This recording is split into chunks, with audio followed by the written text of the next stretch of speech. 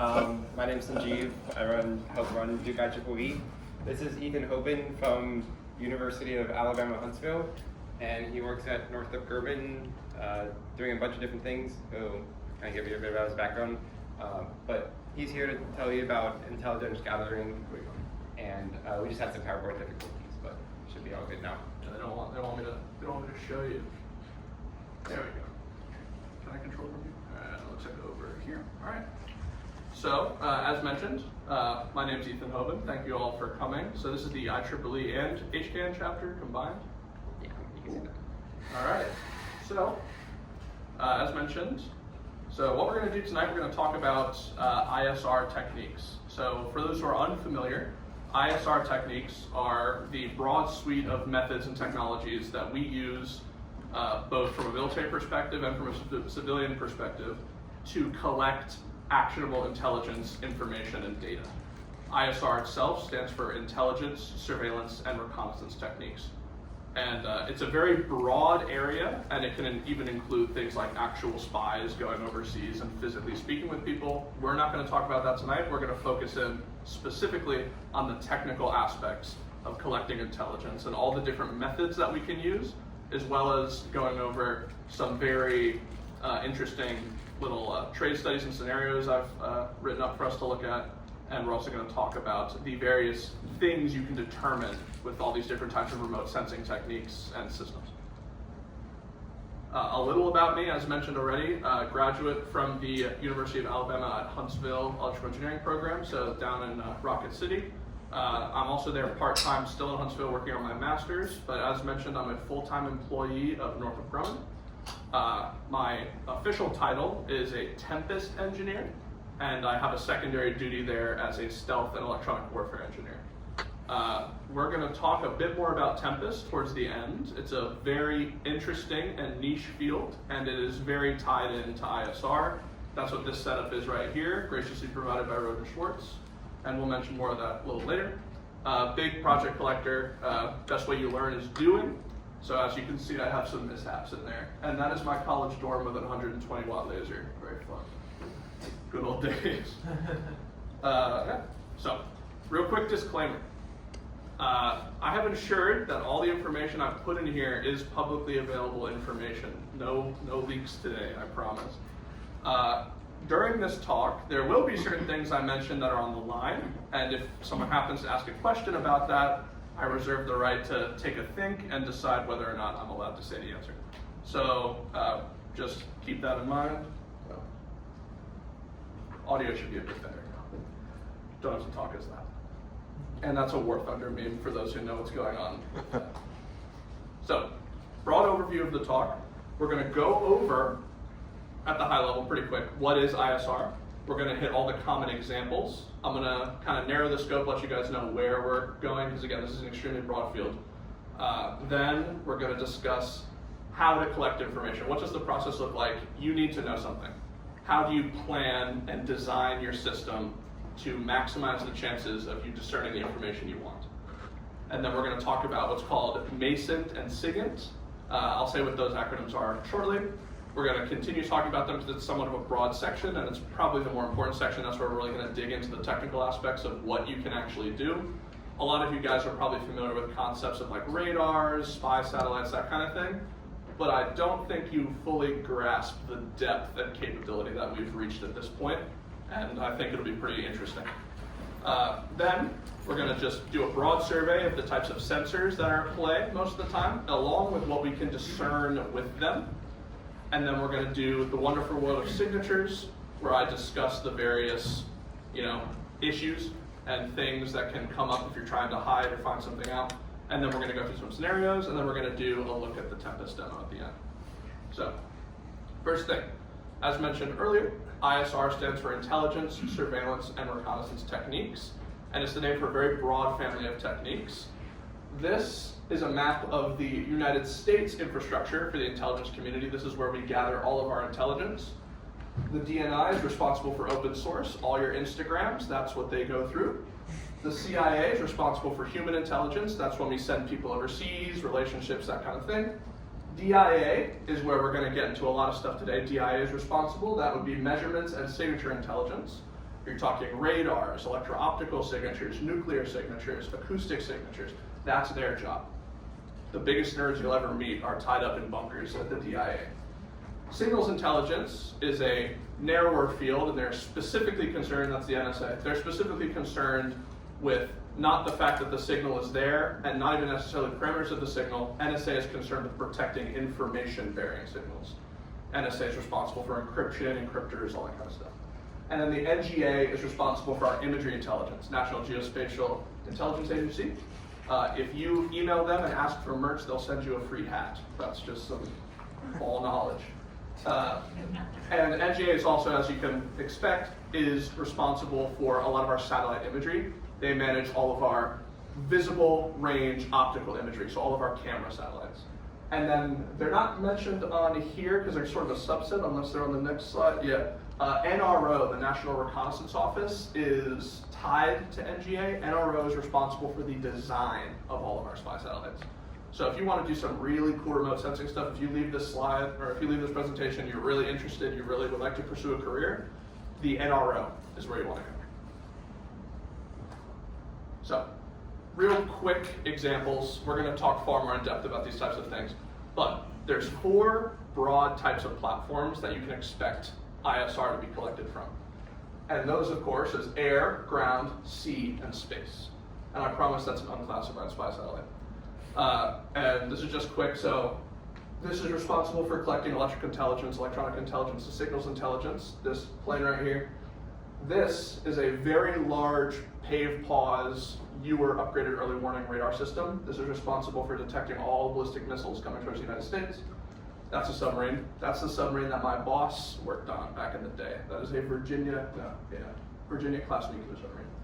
And that is a legacy spy satellite that was responsible for collecting electronic intelligence from space. Here we go, okay. The narrower one. Specifically, as we mentioned, there's CIA, which does human intelligence. That's not technical, we're not concerned with that. And then there was also DIA, which is concerned with all measurements of signature intelligence, which we have there. And then, if I remember correctly, the one who's missing from here, yeah, DNI, we don't care about open source. That's those people's problems. So these are the ones that I'm most familiar with and the ones that are most interesting, I think, to you guys, which is going to be measurement and signature intelligence, signals specifically, and then imagery intelligence. And we're going to talk about imagery intelligence briefly, but predominantly we're going to be focused on measurement signature and signals intelligence specifically. So, we want to collect information. The first step of the ISR planning process is deciding what do you want to collect. If you're interested in a new drone that an adversary has fielded, the question is, what are you interested about? Are you interested in how fast it can go? Are you interested in what kind of radios it's using? Are you interested in what its composition is? Are you interested if it uses fuel or if it's a battery? All of these things can be discerned from hundreds, if not thousands of miles away with modern technology. But you have to pick your target first and then design to that. So once you've decided what you're looking to collect, let's just call it a radio signal. You want to figure out what kind of radio signal they're using. The next step is to collect. And that's the hard part, but the fun part, that's when you build out your platform, you build out your system. Engineering is an extremely powerful tool, and we've tied up probably some of the best and brightest minds in vaults, and they're not allowed to talk about what they make. So we'll talk about quite a lot of stuff today, and a lot of you guys may be familiar with some pretty impressive sensors. There's a lot of commercial companies now coming out in space sectors who are doing really, really cool stuff. And I can assure you they don't even hold a candle to what's already been up there for 30 years. So we've got some really crazy stuff. And hopefully today I can kind of show you guys, if you're not familiar, how far this technology has actually kind of gone. So from a signatures and sensing perspective, there are a couple types of sensors we like to focus in on. And the main one is a radar. It is by far the most used, most common, and most valuable data collection tool that we have. And we have slides for each of these sensors specifically coming up, so I won't go too deep into the radars quite yet. But there's a bunch of different types of platforms. You've got airborne radars, so that is a radar right there. That's off the F-35, you can see the sticker. if you don't understand a lot about how that radar works, I'll just say that every single little slot that you see with those metal rails is an individual antenna. That radar has 4,000 antennas-ish, quite a lot. Then we have electro-optical systems. This is where you start going into optical imaging, infrared, ultraviolet, hyperspectral, multispectral imaging. Then we have that system right there is actually a magnetic sensor. If you can see my mouse, you can. That little nub at the rear of that plane is a highly sensitive magnetometer with the purpose of hunting submarines. And then this right here, that bottom right, is actually what a front of a submarine looks like if you take off the nose cone. That is the sonar. If you guys have never seen one of those before. So using these suites of sensors, you can discern quite a lot of things. And then the big thing is you can pick up communications, radar signatures, infrared signatures, magnetic signatures, chemicals, physical compositions, electronic signatures, all from many, many miles, if not sometimes thousands of miles away. And we're going to talk a bit about how that's done, starting now here. So our main categories that we're looking at, there's 4. You have radio frequency, so that could be radar, but that also includes your ham radio, that includes your phone. Just because it doesn't have a transmitter in it doesn't mean it's not emitting electromagnetic radiation that can be picked up and used. So that's an important thing to note. That's why shielding exists. Optical is where we start talking about infrared, ultraviolet, visible light. This is a newer area and is extremely potent. It has become very, very good very quickly, and we'll talk about that a bit more. Nuclear, so picking up signatures like X-ray, gamma, neutron. This type of collection becomes very important if you're keen on preventing nuclear proliferation. The only way to prevent people from sneakily making nuclear weapons is if you have a way to detect it happening. So a lot of nuclear systems are space-based. I think I say it later on, but a fun fact, all modern GPS satellites are fixed with nuclear sensors. So they double as nuclear enforcement devices. We can detect any type of nuclear radiation from space. Very cool. And then acoustic. Primary thing is sonar. However, acoustic signatures can happen anywhere. I'm emitting them right now. And now we're going to hit each sensor one by one, along with an overview of the type of information you can discern. So, radars. Again, so I work at Northrop Grumman. We happen to make most things, and I think most of the things I have as these pictures for these sensors is just a Northrop Grumman one that I'm aware of. This is the radar for the, if I remember correctly, this is the F-22's radar. Yeah. And basically, these are ubiquitous. They're everywhere. We use these to surveil our own aircraft at airports. If you guys have ever seen the nice red dish spinning at an airport, that's a standard airport surveillance radar. Its purpose is to pick up every aircraft in the area and track it, make sure no collisions are happening, that kind of stuff. And basically, the whole point of radar, you're emitting, does everyone here know what a radar is for the most part? I can give a quick overview otherwise. All right, real brief overview. A radar is just a transmitter and a receiver. The transmitter sends out a pulse, stops, the pulse hits something, it bounces back, the receiver catches it. And based on the time difference, or the time delay from receipt, or from transmit to receipt, you can determine range. And then with a bunch of other properties of the signal, such as attenuation and other stuff we'll mention in a second, you can determine a lot about a platform. To the point where most high-end modern radars that you can legitimately purchase for maybe like $30, $40 can physically track a human and can even sometimes physically track your hands. So when a signal is sent out, it has an amplitude, as you would expect. As the signal propagates through the air, there's a known amount of amplitude degradation because, your inverse square law. It's going to expand, then reflect, and then as it reflects, it expands back. So you have a low amount of energy coming out or going back. But still, our systems are sensitive enough to discern quite a lot. We know how much we're going to lose over a certain range, so we've calibrated for that, we get that. So what you can do, when I hit a target, it has something called a radar cross-section, which is generally correlated to how physically large you are. That's measured in dBSM, decibels per square meter. So it's a physical measurement. If I aim a radar, shoot it, I can determine your physical size. I can determine your shape. We have high fidelity radars that can actually image you almost like a camera. Instead of it just being a pulse on a screen, it's more like it can physically see, if you guys have ever seen a LiDAR map, a point map of a geometry, we have high fidelity radars that can generate point maps of you, which is pretty impressive. Speed, everyone knows the Doppler effect. The Doppler effect happens with radar. My signal hits you if you're moving towards me. My signal frequency bumps up a bit if you're moving away from me. My signal frequency bumps down a bit on reflection. That lets me determine your speed.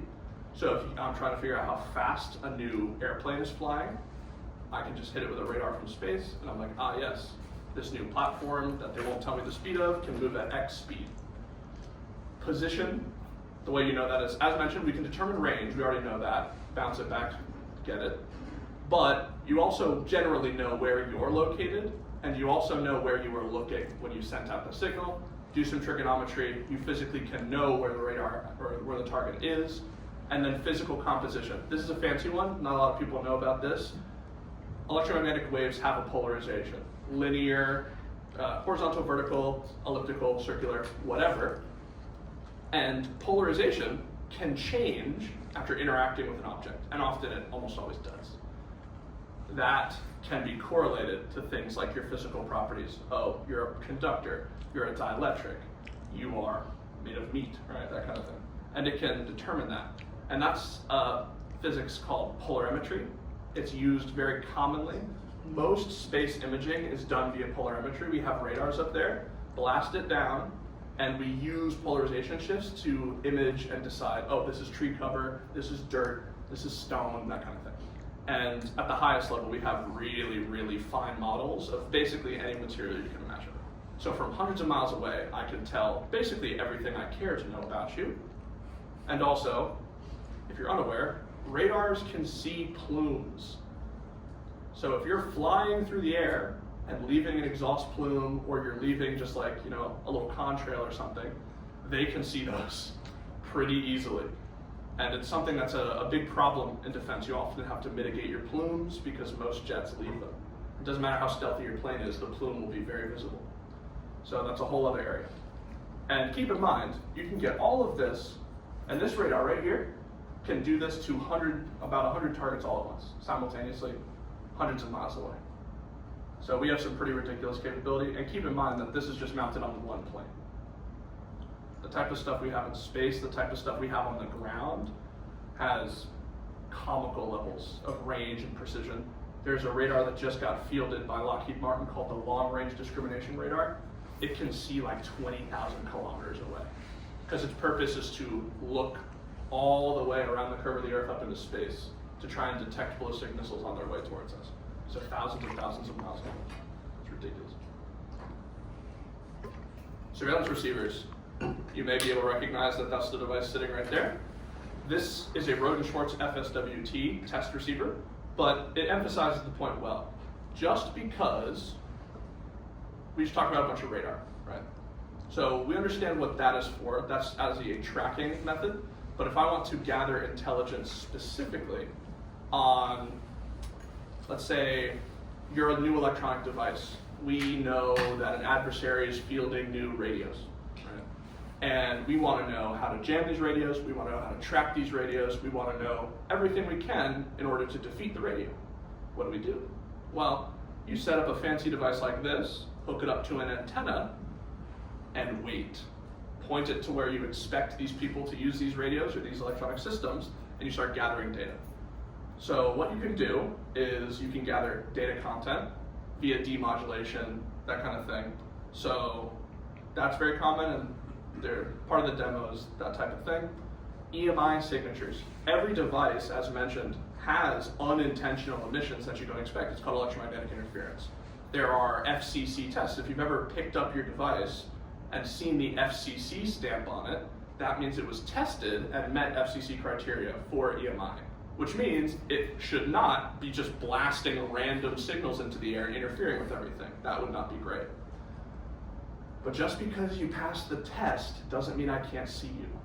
And that's a very potent tactic. There are several companies whose entire business model is selling mobile surveillance receivers that enable us to do things like detect drones in the field. Those new fiber drones that they're using that are anti-jammable in Ukraine because they don't have remote controls, they just have a fiber line.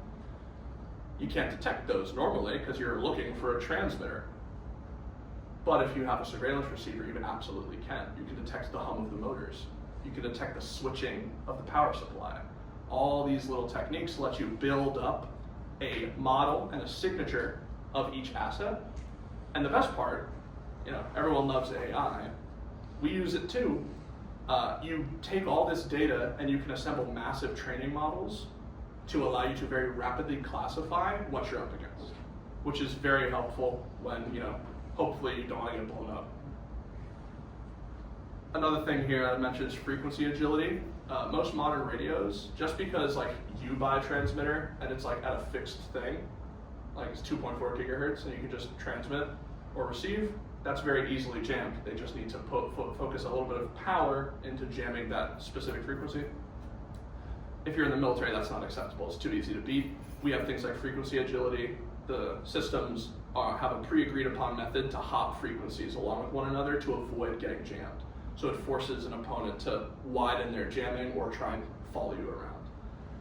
With this, I can actually reverse engineer your frequency agility keys, because I can just listen to the frequency hops you're doing over time and build a map and then try and reverse engineer your kernel. So it's a lot of interesting stuff there. These are often integrated into radars. So the one that we looked at, the radar right here, this system is capable of being a radar, but at the end of the day, that's also still an antenna. They can swap and do surveillance receiving. They can also swap to do electronic warfare and actively interfere as needed. So a lot of these systems are built into one, and high-end systems are almost always, they have every sensor on board, so they can do as needed. Electro-optical, this is the new stuff. So this is the Lightning Advanced Targeting Pod. It's a new system. You kind of just mount this onto the aerial platform of your choice. This is somewhat of an issue, right? At least with a radar, you can know that they're scanning you because I'm forced to transmit. When I transmit with a radar, I give myself away too. So there's at least a little bit of trade-off to use a radar. With these sensors, absolutely not. These are passive sensors. They are looking at the reflection of natural light off of you in thousands of bands sometimes. So in this case, this Lightning pod, I don't think that's public, but I know that the hyperspectral satellite imager, Hyperion, had about 220 simultaneous spectral bands. So it could be looking at you in multiple bands of infrared, ultraviolet, visible, all at once. And when you build these massive databases, for example, if you paint your car black with some random paint you found off the street, it looks black to you because it absorbs most light. Most visible light just gets absorbed, turned to heat. Good job. Just because it's black in the visible spectrum does not mean it's black in the other spectrums. There are materials and systems that are absolutely required for aircraft, for other platforms to work and not be seen, that shine like a Christmas tree under ultraviolet, under infrared, these types of things. So you basically have to be able to plan and test for a comical amount of stuff in order to protect yourself from these types of things. And one of the bigger things about these that's really interesting, everyone here knows about spectroscopy, that whole concept. Yeah, these can just do that passively. It's one of the things that they're capable of doing. So this is what you can use to figure out chemical traces. This can help you identify what plane it is based on the fuel composition it left behind in the air. It can identify, hey, this facility, we don't know what they built it for, but it's a fabrication facility. Let's analyze the smokestack composition from space, and that'll let us know if it's making steel, titanium, whatever. This one's very impressive, and this is a lot of very high-end stuff going on here, specifically with AI. Everyone's familiar with classifiers and neural nets for just imaging and just normal visible cameras. Now imagine it, but you have to make it run 220 times simultaneously and maintain live frame rates of 60, 120 hertz, whatever, often faster. So let's just say the Lightning pod is basically just a computer with a camera on it, and that's how it's able to do these things. Sonars. Everyone probably has also heard of a sonar, and this is actually a very fancy one. It's a microstrip sonar. So this is something you can just slap onto a vehicle, and now it has the ability to see in the ocean, which is cool. Sonar is the standard platform for the Navy and most ocean platforms. Radio frequency does not work well with a conductive saltwater. It kind of just distributes. You're not going to get any performance out of that. So you use this to do the same stuff as you would a radar. You can determine its size, shape, its speed, and position. Interesting thing, they can track multiple targets. But there's this concept called Doppler signatures and Doppler microsignatures. Everyone knows the Doppler shift. That's understood. But what if I told you in this room there could be hundreds of Doppler shifts that you can't even perceive the vibration of the air ducts. Anything that's vibrating, even if it's a small relative speed difference, can be discerned and can be used to fingerprint your platform. One of the great ways that you can use this from a radar perspective, you can fingerprint the propeller speed of a drone. And that micro Doppler shift can let you instantly identify that as a drone. And then you decide what you want to do from there. Nuclear sensors. As mentioned, GPS satellites have these on them by now. This is the original nuclear center called the Vela satellite, very famous satellite. And this actually has a system on it. This uses X-ray detection. The original Vela, or the second generation Vela satellite, has what is known as a bangometer on it, which is the official instrument for detecting nuclear explosions. It was developed at Los Alamos National Lab, as you'd expect. And this can get you strength of nuclear sources, so it can tell you how large or what was the yield of a bomb. It can give you the position of them, and it can also tell you the composition. It can tell you, was this a hydrogen bomb, an atomic bomb, that kind of thing. Okay, so we give you a rundown of the types of sensors you can use to gather information. Now, we're going to talk about the signatures broadly. Every platform you can imagine, whether it's a car, a bike, yourself, has a unique signature that can be used to absolutely identify you. There's some new stuff coming out with a lot of the machine learning stuff. Has anyone heard of gait analysis? That's the process of, if I just have like a camera and you fully cover your face, I can identify you by how you walk, your gait. Each person has a unique gait. Yeah, it's a lot of fancy stuff you can do. But we've gone over the primary classes of signatures that exist, which are those four. We'll disregard nuclear for the most part because hopefully we're not detecting those. The other three being RF, electro-optical, and acoustic. We're going to focus on those for the most part. We're going to look at some scenarios of how these technologies can push collections to the limit and kind of a lot of the cool stuff you can do. And keep in mind, there's like roughly 4 million cleared, like people who have clearances in the country. They publish that once every year. I would say roughly a third of them, their job every day is to come in and analyze the comical amounts of data and intelligence that we collect. And this is basically the type of thing they do. So we'll start with the first scenario. An unknown manufacturing plant. You want to know what they're doing. They built this new plant, it's in contested airspace, you have no way to get anyone in there, you have no way to hack it, it's in the middle of their country, you don't have a chance. What do? You need to figure out what they're doing in there. Well, also, you want to do this without them knowing you're trying to figure anything out.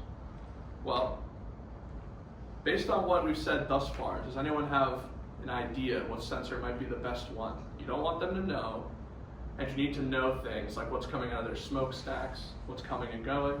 You use a spectroscopy thing to like Electro-optical. So we'll hit some techniques. The standard technique for crucial intelligence like this is space-based sensors. So already we're up in space. Whether that be a geo satellite, so geospatial, or geocentric, no, still not right. Geostationary, there we go. Whether it be a geostationary orbit, we do have a lot of LEO satellites, low Earth orbit stuff, but generally for optical stuff, it's either in medium Earth orbit or geo. And for optical stuff specifically, when you do geo, it means you only need like 4 satellites to watch the whole world at once, which is pretty nice. And what you do here is you would look to queue one of those electrical optical satellites to go look at this area. And keep in mind, this is actually an interesting tidbit. There's so many things that we want to know all the time that there's actually a wait list for using the satellites. So there are people who basically just have to be like, well, I need to know this, but I guess I'll have to wait till 2028. So it happens. But, so you'll queue the satellite, and you have 2 options. And you'll probably do both of these at the same time. You want optical imagery. You'll observe this plant over the course of a week, taking a picture a couple times every day throughout different parts of the day. It'll let you find things like movement patterns, what kind of vehicles are coming in, what are their sizes, what might they be carrying, Then you can look at things like go into UV or infrared, be like, okay, well, how much heat is this place kicking off? A really nice way to know if they're doing heat-intensive processes like titanium or welding, that kind of stuff. You don't actually need to look at the smokestack. That's a little different. A lot of times, you actually just look at their outdoor heat exchangers from their HVAC system. All the heat will build up there, and you can just be like, ah, yes, we can know how much electricity they're consuming or how much cooling they need just based off of the infrared signature of their HVAC, which is pretty nice. Then you can do what we mentioned previously, which is look at the smokestacks, look at chemical dumping, that kind of stuff, and notice, okay, I see traces of carbon monoxide, I see traces of NOx, nitrogen gases, that kind of stuff, nitrogen oxides. That's consistent with these types of manufacturing techniques. And that lets us decide, all right, we have a X% assurance that they're doing this, right? So this is one of the most common things we do. We need to monitor thousands of sites every single day.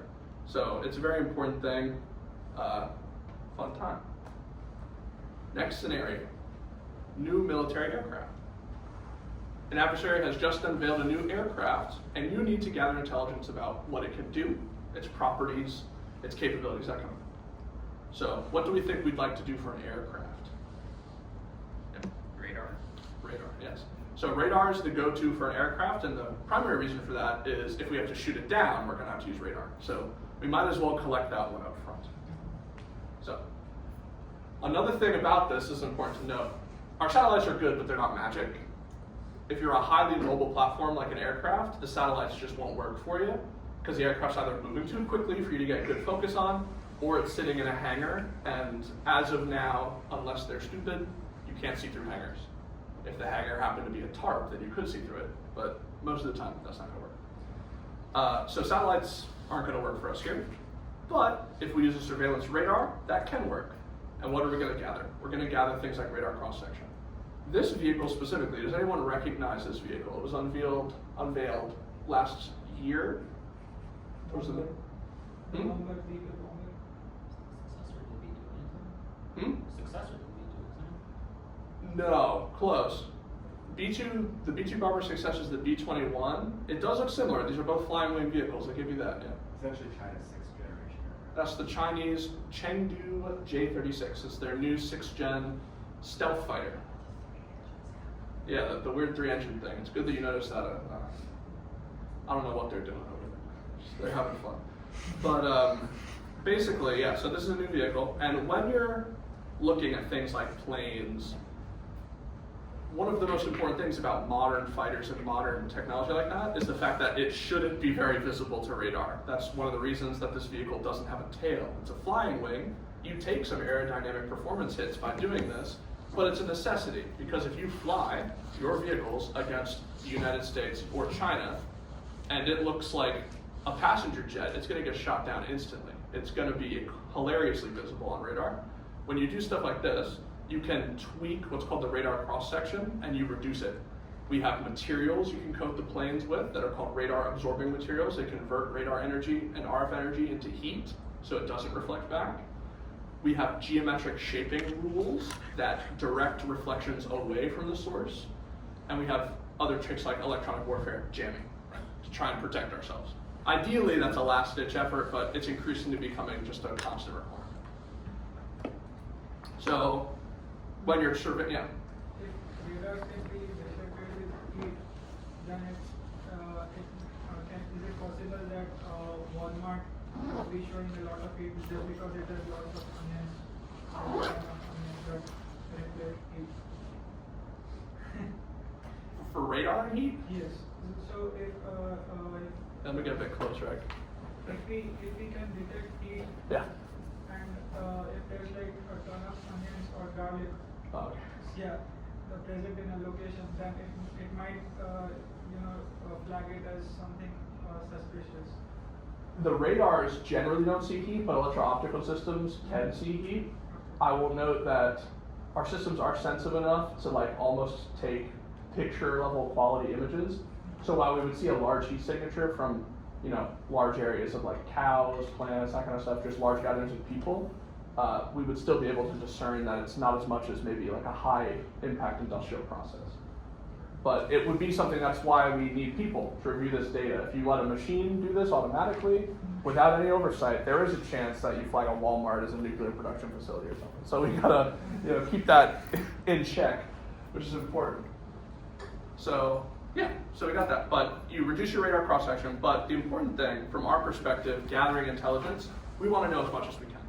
So every time this plane flies, we're aiming radars at it. We want to know everything we can. The more signature data we can collect, the better chance we have against it if it ever comes to pass that we have to do something about it. Gather things like speed, lets you discern, okay, it's got 3 engines. Is that a good thing or a bad thing? Does it need the engines to even get off the ground, or does it have 3 engines so it can go super, super fast and it's going to be a huge problem for us? That lets us measure that. Maneuverability. Radars aren't just one-time imagers. We can keep full 100% live track, so we can measure things like, okay, this thing just did like a 90-degree turn instantly, so you can measure what G-forces it can handle, that kind of stuff. And then material composition, again, with the polarimetry stuff, we can determine, is this airframe made of this new aluminum composite we're aware of? Is it entirely composite? Have they forked on metals entirely? That kind of stuff. So gathering material information is super important because that also informs things like maneuverability and speed and max performance. Scenario 3, new drone wreaks havoc. An adversary has fielded a new quad-rotor drone that uses a fiber line to communicate instead of a transmitter. So we mentioned this a little bit earlier. This renders traditional detection techniques, which is basically just listening for the transmitter signals, null. So now your guys are out in the field and they have no way to detect if a drone with a bomb strapped to it is about to land on their heads, unless they hear it, and by then it's functionally too late. We need to give them a new way to detect these systems and get early warning. So the answer is, there's a lot of ways to do this. And in fact, that's the beauty of how this is an engineering process. You can get to the right answer, or really what you need, a lot of different ways, but there's things like budget constraints, and in this case, considering it needs to be field deployable so soldiers can carry it, it needs to be very mobile. So, in that case, you can't really use a radar, you can't really use an electro-optical imager because those things are too bulky for a human to carry around. And also, particularly in the case of an electro-optical imager, would mean that they'd have to actively be aiming things.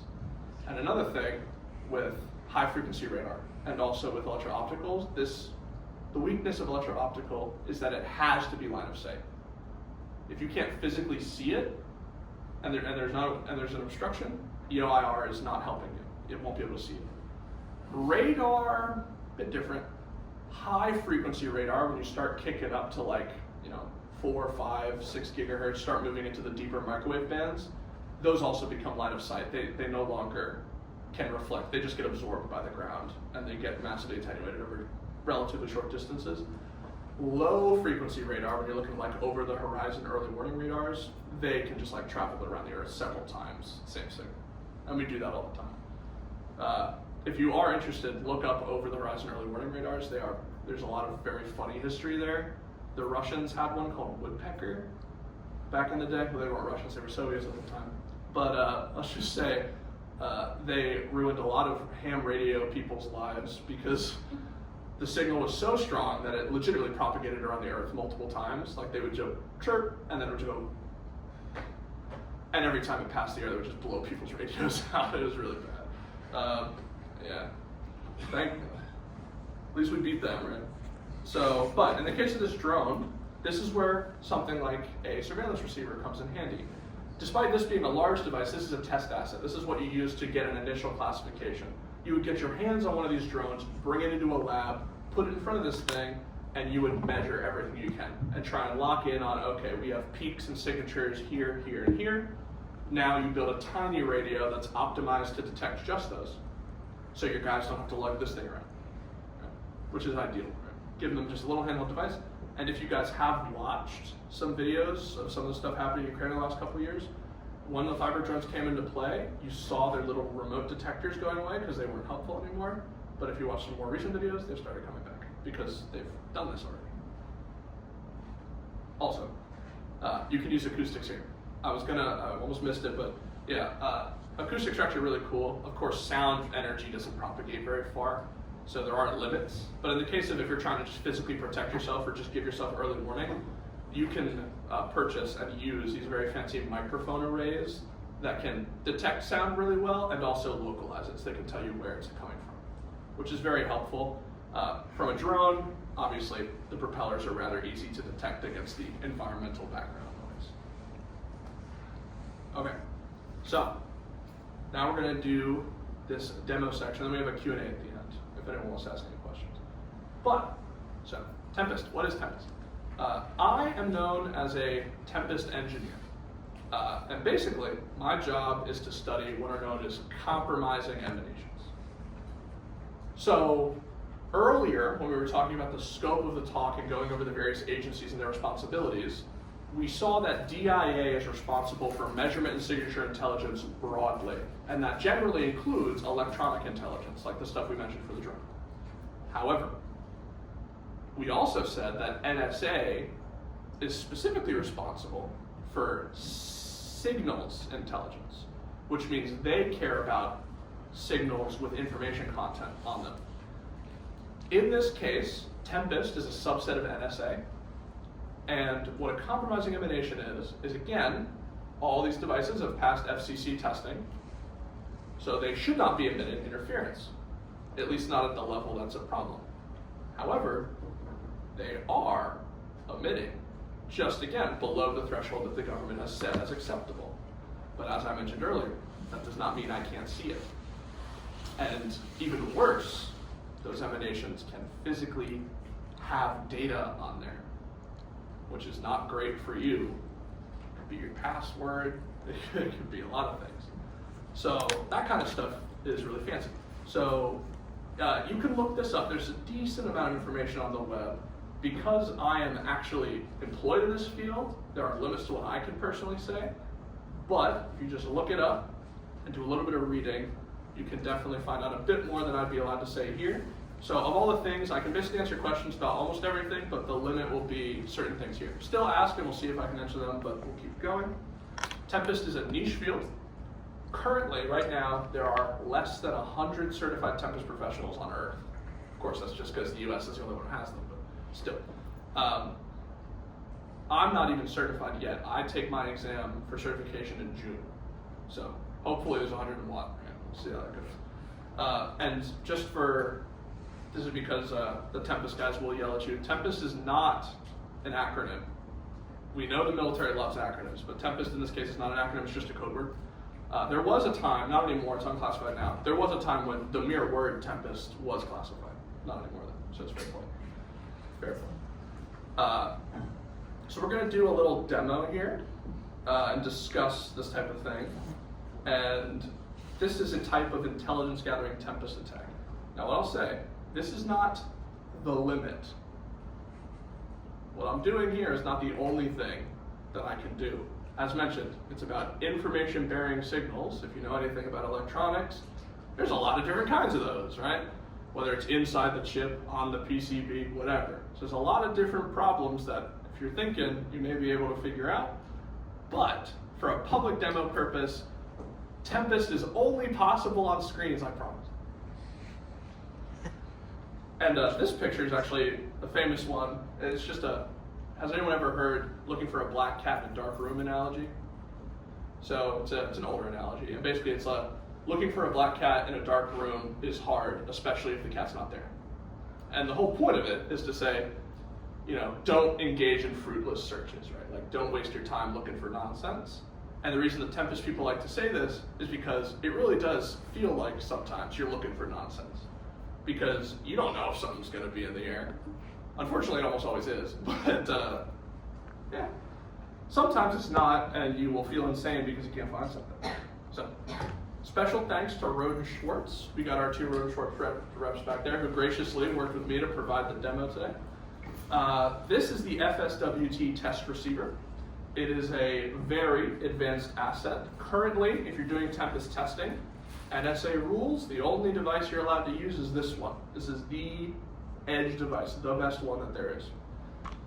They brought us this test asset, and they also, specifically, this is the only test asset in the country, which is a very rare demo. Normally, this is reserved specifically for Tempest personnel, or in limited cases, sometimes at EMI, EMC trade shows, and that kind of thing. So, we got there. So, real quick, unfortunately, This device is almost entirely functional, except in transit, something happened to the front end.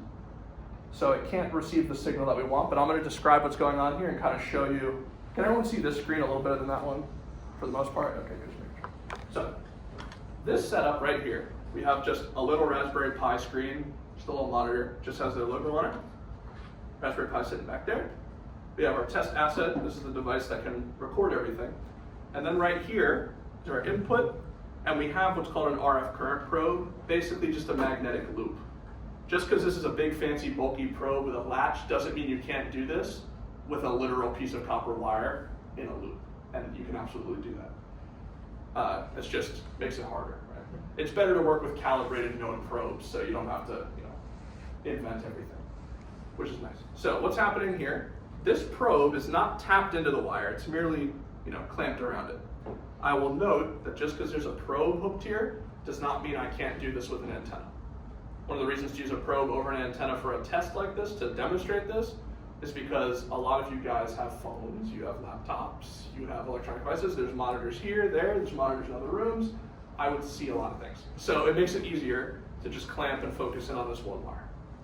So this is just an HDMI display, by the way, so we're just clamped on the HDMI cable. So we're just looped around that cable.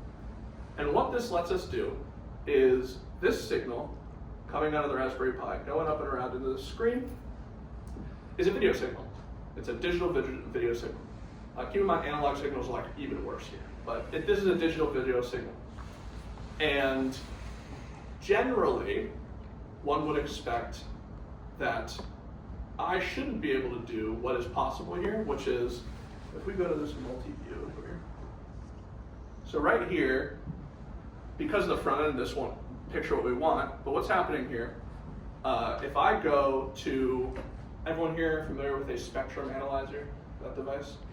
So everyone's probably seen one of this. This is an oscilloscope, so this is just to probe signals directly. Spectrum analyzer lets you view the frequency domain versus the time domain, that kind of thing. So what this device is doing is it has a receiver mode, and it opens it up, and it behaves as you'd expect a receiver to behave. It's just looking for signals like a radio would. It just so happens that this device has a far wider instantaneous bandwidth, 500 megahertz, as its max, which allows us to find things quicker. But what goes on is, if I want to find something, in this case, the screen, I would plug in a headphone right here into this headphone jack.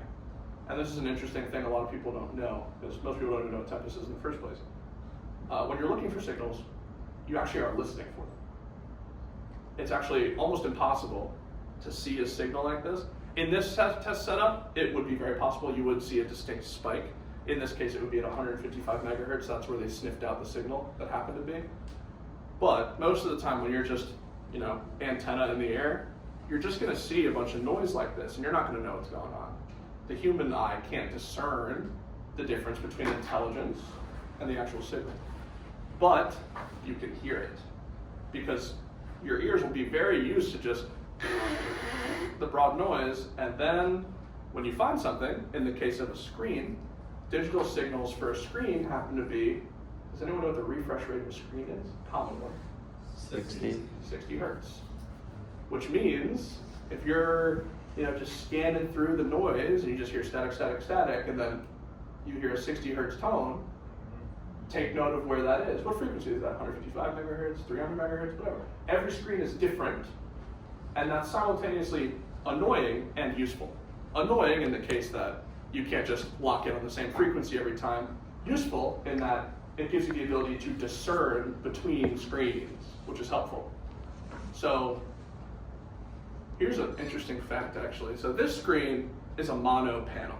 It's an old Dell screen, nothing crazy here. This is one singular screen. Does anyone here have a gaming monitor at home, 144 hertz, that kind of thing? Yeah. What's like the width on it? 27 inches curved? 36. 36, perfect. You don't have a monitor, you have 4. Oh. Those screens are actually 4 panels next to each other. Which means if you try to do this, you're only gonna see a fourth of the screen at a time.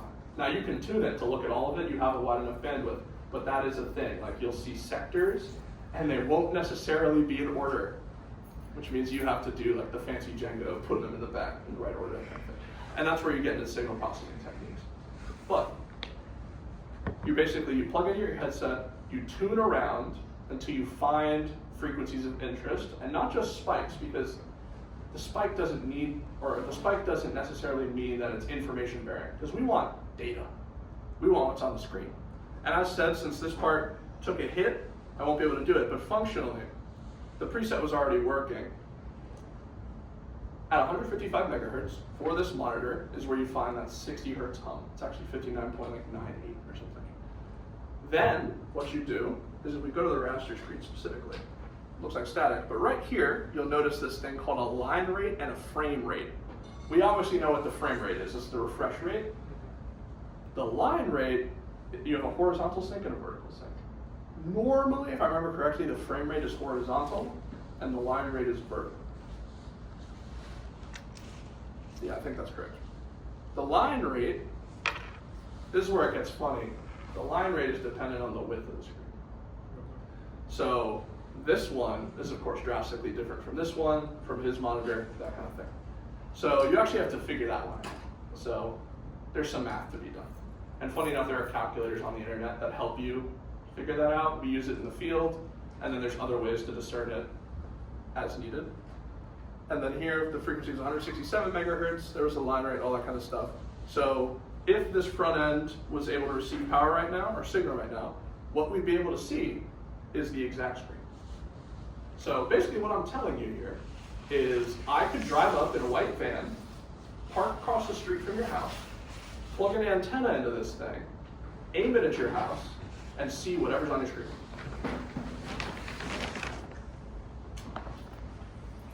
Did anyone know that was possible before this? Oh, cool. Yeah. So, yeah, it's rather fancy. Let's just say, obviously, we all understand why that's useful for intelligence collection. There's a lot of useful documents one might want to extract off of someone's screen. But keep in mind, just because I said that this only works on screens doesn't mean I'm telling the truth. So, there are other things one can discern from this type of technology. In fact, there's quite a lot of things. That's one of the reasons that we have to use a probe instead of an antenna. If I just plugged in an antenna, you know, if I got lucky, I might see something on your phone, which would be kind of funny. But yeah, so that's that system, which is very cool. Thanks again to Roden Schwartz. And we're at the Q&A. Yeah, okay. We'll do a Q&A. What time is it? Oh, there's a timer on here. All right, 52. Cool.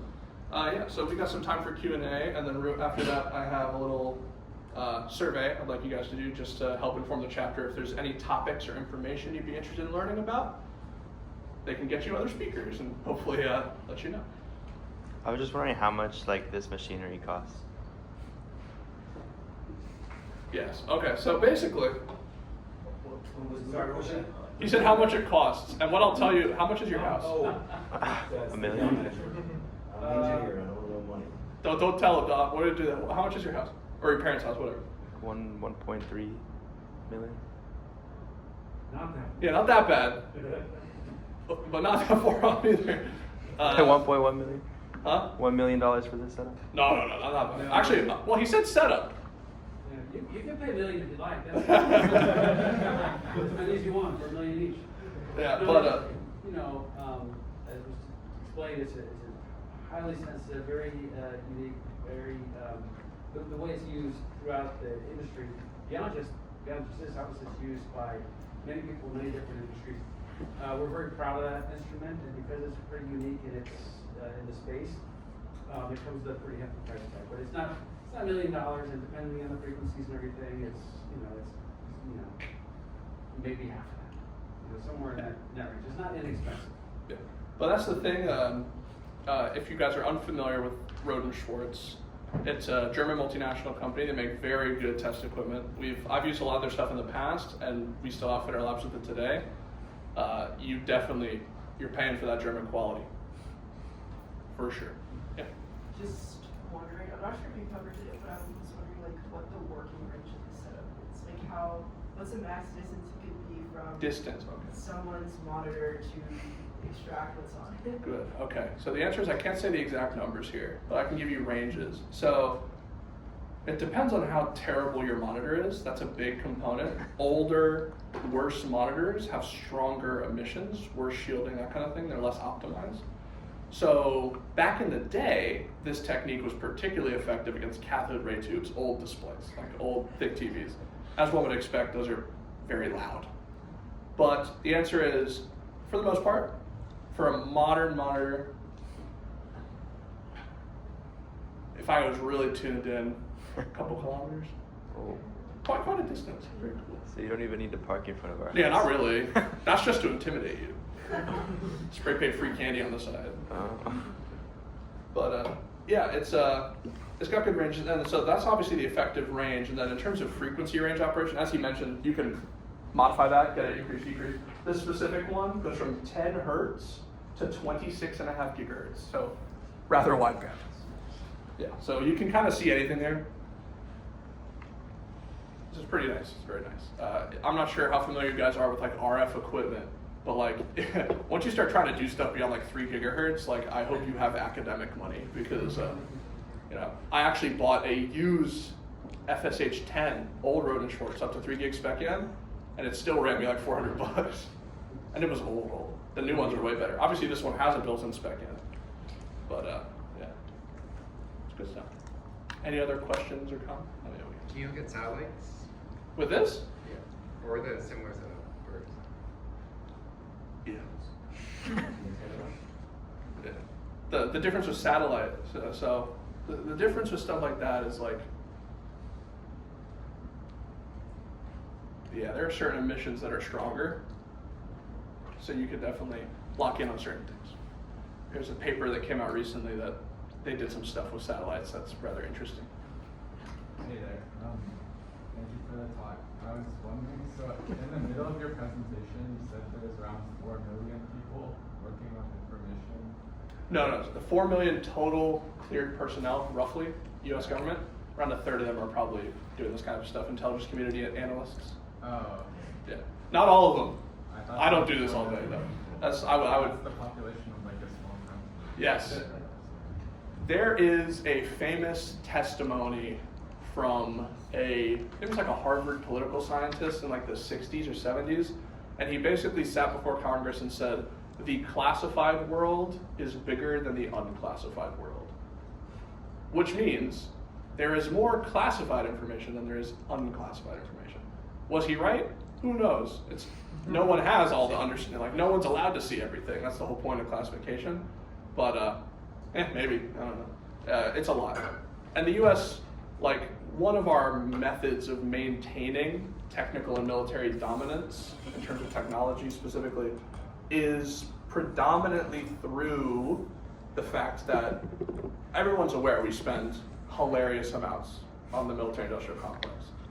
But quite a lot of that is on like hundreds and hundreds, really thousands of small research projects, secret or not, some of them are unclassified. And the whole point is to develop new types of technologies. We have things like the Patent Secrecy Act, the Invention Secrecy Act. If you invent something individually that's a little too good, the government takes it from you. So, and they're technically supposed to pay you for it. I don't know how they calculate the amount. They say they're supposed to pay you 75% of what they think it's worth, but they determine that, and there's a gag order, so you're not allowed to talk about it anyways.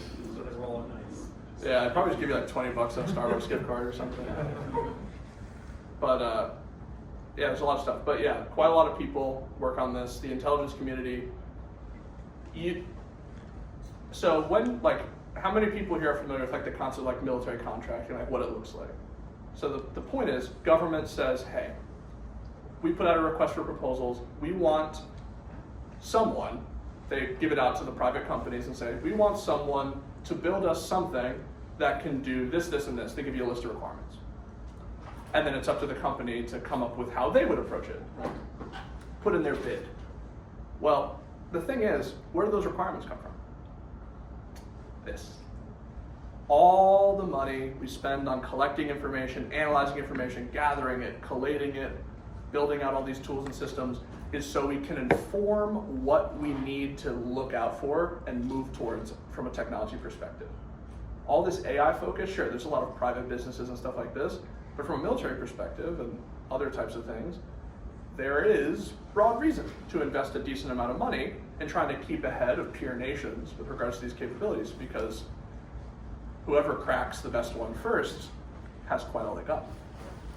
So really the importance of this type of technology and these types of things isn't the fact that it's really cool, because it is really cool.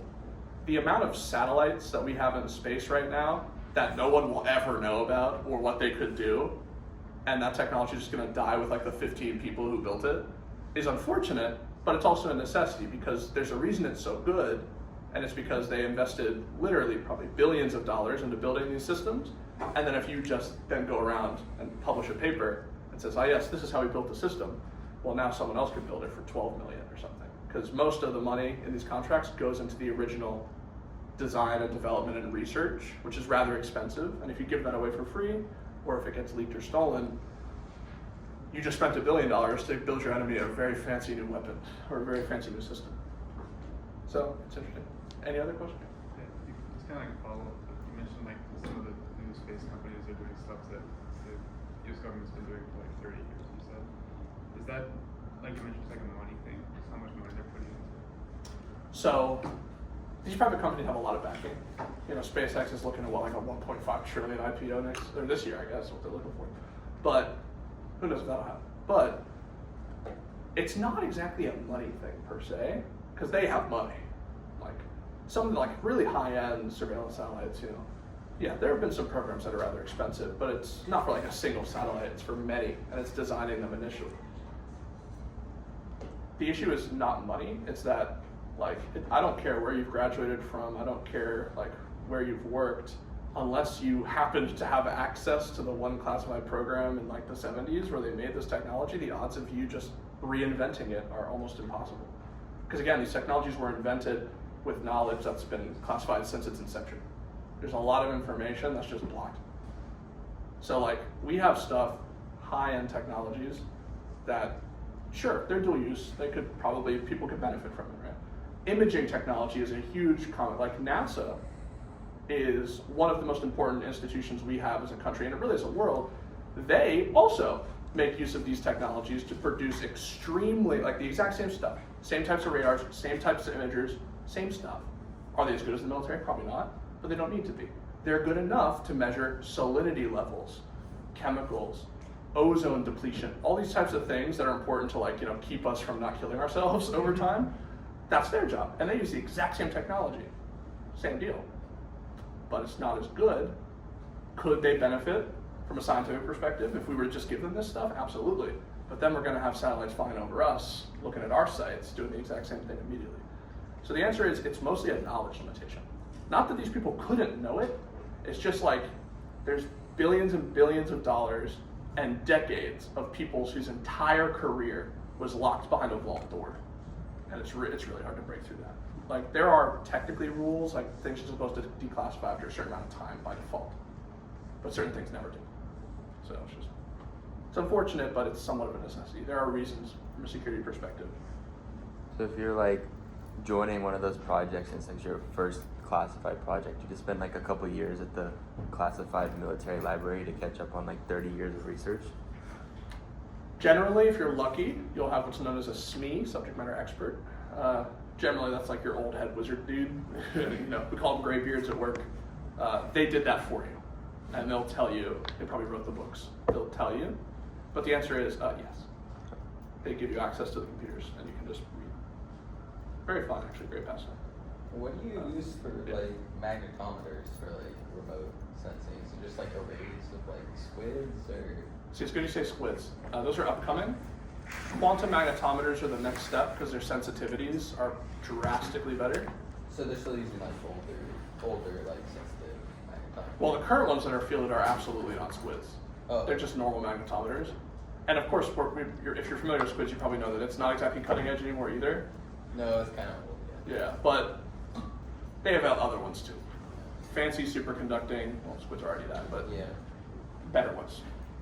Yeah. And similarly, that's another thing, quantum, so you mentioned quantum. Quantum, ironically enough, is going to revolutionize, and already is revolutionizing sensing. Quantum magnetometers exist. quantum radars are a thing. Those are scary. There's just a lot of really fancy stuff coming up. And I wouldn't be surprised if there's something fielded already, but again, you're not allowed to know that unless you're on the team. I'll just say that from a technical perspective, it's all extremely cool. Do you ever get like oral and ethical quality? So what I'll say is, where I work and really in any of the industries, there's a lot of copium. 100%, like 100%. Like I've worked with people who are like, yeah man, I don't like to work in defense, but at least I'm on a defense program. We only protect people. I'm like, bro, your profits are going right into the offense program. Like, what are we talking about here? Right? So the answer is should be yes for the most part. Like, you should understand that, particularly if you're making an offensive weapon. Like most of my early career, I just turned 25 like a couple days ago. I started working as an intern in college in 2021. So I've been in this game for about 4.5 years-ish at this point. My first 2 programs were fully defense. Sure, again, I just said the whole profits thing, like, doesn't matter. But the systems I was physically building explicitly were designed to protect us. The first one shoots incoming missiles down. The next one intercepts nuclear weapons on their way to us and kills them in space. So like that's objectively a good thing, right? It helps you out. I no longer work on defensive only programs. I work on offensive programs. And the thing is, really yes, like you understand like you're contributing to an issue, right? Like why do we have to keep building bigger sticks to wag at each other, right? Like, it's not great. But at the same time, it is naive and a bit hopeful. And maybe one day it won't be. But as of now, for us to just be like, nah, we're not going to do this. And kind of just sit back. Because it's not that, like if the US just unanimously decided, all right, we're not going to keep being this military superpower, we're going to stop. I'll just say that a lot of places would immediately destabilize and be invaded rather quickly. They're being held off by the threat of our existence. But yes, there are moral qualms. Obviously, there's a lot of, what I like to say to people is, I make the system. And it is up to our leaders and our politicians to decide how they are used, whether they are used in a purely defensive or or not purely defensive, or if they're used to just kind of scare people away, like, don't do that, or we might use this. But as we know, our politicians and leaders don't behave that way. I would like it if they would, and hopefully they will one day. Like maybe if people start voting a bit more, and hopefully we can kind of kick that away. But unfortunately, it's not great. But at the same time, it's kind of a requirement. And I will note again, like all these technologies are technically dual-use technologies. Yes, there's stuff that's closed up, but often the stuff that's closed up is so ridiculously capable that it's not necessary for most of the science we have to do. Most military stuff ends up creating useful spin-off technologies for the broader public. Raytheon invented the microwave oven while they were making radars, right? That kind of thing. A lot of medical imaging comes from military technology. Right? So there's a trade-off. The answer is, the military expenditure that we use is one of the reasons that our overall technology sector in this country is rather robust. Apple, Google, Amazon, these people cannot exist without like the robust military-industrial complex that we have. It's not just contractors who benefit from it. The U.S. economy is fundamentally propped up by it. And that's also not great. Eisenhower, said in his speech, he's the one who coined the military-industrial complex. He said, hey, how about we not do that, please? Because obviously undue influence, whether sought or unsought, that's the quote, is what they have, right? So they can kind of direct our leaders with lobbying money. But everything's gray, unfortunately. Yeah. So I was going to ask you about quantum sensors, but specifically like anomaly, like how with the GPS denial zones and anomaly navigation, are you at liberty to speak about any? I don't specifically work quantum sensors. We do have groups who do. So when you say, obviously I get GPS denied. When you say like anomaly stuff, like the electromagnetic anomalies and how we're like navigating, Quantum developed a chip that is navigating based on the anomalies, and we have like. Oh, okay, you're talking magnetic navigation techniques. Okay, yeah, no, I know that, yeah. So, our magnetic navigation is one of the bases of like a lot of naval stuff, because again, if your GPS is denied and you don't have a way to get like precision navigation and timing from those constellations, you obviously have to do something different. And with regards to that, you're probably familiar. We just have very accurate magnetic maps of the planet.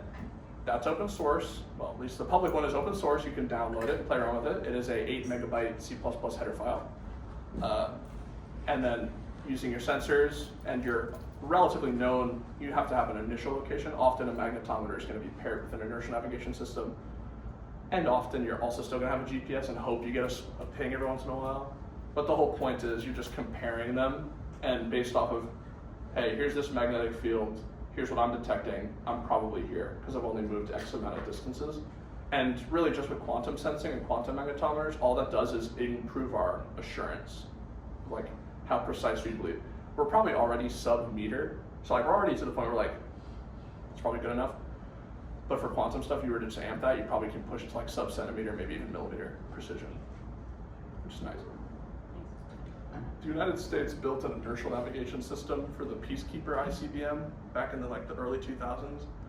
Then we immediately scrapped the thing because we signed a treaty so we wouldn't use it, which is fine.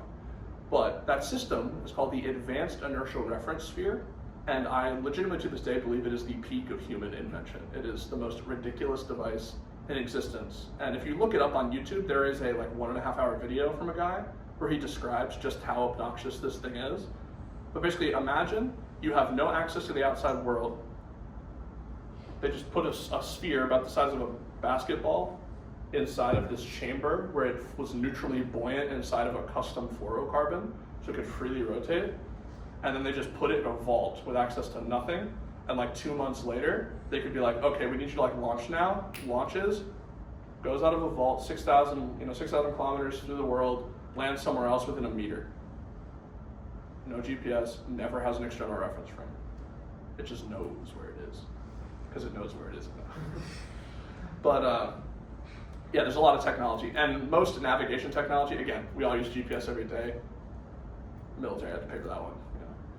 The military and the government are the ones who are responsible for footing the bill for stuff that nobody views as commercially viable yet, and then once they've proven it's a thing, they're like, okay, fine, we'll use it.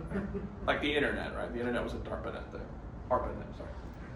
But yeah, so that's the Q&A section. So real quick, okay, well if you're hooked, all right, real quick, last slide here before the little sign-out sheet. Broadly, all this stuff, remote sensing, this kind of stuff, from an unclassified or classified perspective, the base things you're looking at, it's electrical engineering, computer science, signal processing, and if you really want to get really granular, it's physics. Physics are very hireable in this field, actually. My office mate used to be a quantum physicist. That was fun times. An excellent resource to get up to speed on these types of things. The internet, unfortunately, I'm not sure if you guys have realized it, but the internet's search quality has rapidly degraded and will only continue to degrade, unfortunately. And sadly, that's not even just from AI. It was starting to get bad prior to AI slop, and now it's just going to get worse. So because of that, books. And particularly on stuff like this, don't trust the internet, because the internet's just full of people just making stuff up because it's funny. The good books like this, I highly, highly, highly recommend AIAA, the American Institute of Aeronautics Astronautics. They have great books, and it sounds like it's just planes and stuff, but they have books on radar, infrared sensing, all the fancy stuff, really good stuff. They have 2 series, the Education series and the Progress in Aeronautics and Astronautics series. You can rip the books online for free if you so choose. Buying them is expensive, like 80 to 120 bucks a pop, but they are nice hard copies to have if you're interested. An excellent thing, these fields at the highest level, the best as mentioned, they're classified or they're tied up in proprietary space imaging stuff. If you're interested in getting into this stuff, particularly most of this is space-based, a lot of it is space-based. As mentioned, private space companies are becoming more prevalent, and while they might not have the creme de la creme, their stuff is still pretty good. And if you later in your career, okay, I want to work on the crazy stuff, and you happen to work at SpaceX or some other company doing synthetic aperture radar or something for 10 years, Yeah, they'll just hire you. You'll get your clearance. It'll be fine. So, if interested, good thing. There's our QR code. Thank you all for coming, and hope you all have a good evening and rest of your week.